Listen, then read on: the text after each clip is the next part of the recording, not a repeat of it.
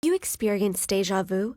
It's that shadowy feeling you get when a situation seems familiar.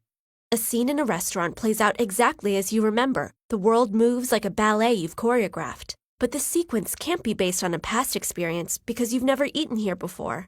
This is the first time you've had clams. So what's going on?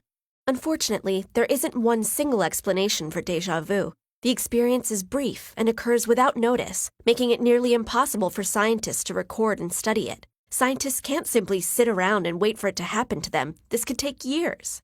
It has no physical manifestations, and in studies, it's described by the subject as a sensation or feeling.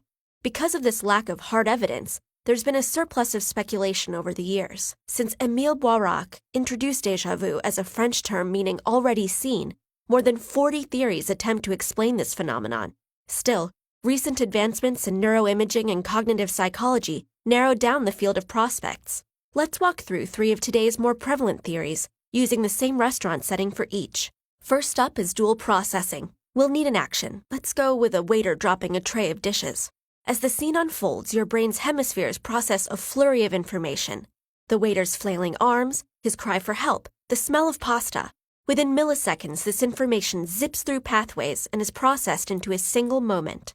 Most of the time, everything is recorded in sync. However, this theory asserts that déjà vu occurs when there is a slight delay in information from one of these pathways. The difference in arrival times causes the brain to interpret the late information as a separate event.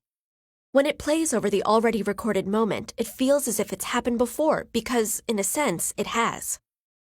Our next theory deals with a confusion of the past rather than a mistake in the present. This is the hologram theory, and we'll use that tablecloth to examine it. As you scan its squares, a distant memory swims up from deep within your brain. According to the theory, this is because memories are stored in the form of holograms, and in holograms you only need one fragment to see the whole picture. Your brain has identified the tablecloth with one from the past, maybe from your grandmother's house. However, instead of remembering that you've seen this pattern at your grandmother's, your brain has summoned up the old memory without identifying it. This leaves you stuck with familiarity, but no recollection.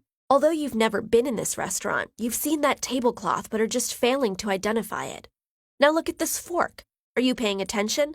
Our last theory is divided attention, and it states that déjà vu occurs when our brain subliminally takes in an environment while we're distracted by one particular object. When our attention returns, we feel as if we've been here before. For example, just now you focused on the fork and didn't observe the tablecloth or the falling waiter. Although your brain has been recording everything in your peripheral vision, it's been doing so below conscious awareness. When you finally pull yourself away from the fork, you think you've been here before because you have. You just weren't paying attention. While all 3 of these theories share the common features of déjà vu, none of them propose to be the conclusive source of the phenomenon.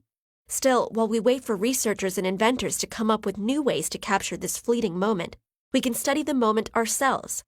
After all, most studies of déjà vu are based on first-hand accounts, so why can't one be yours? The next time you get déjà vu, take a moment to think about it. Have you been distracted? Is there a familiar object somewhere? Is your brain just acting slow? Or is it something else?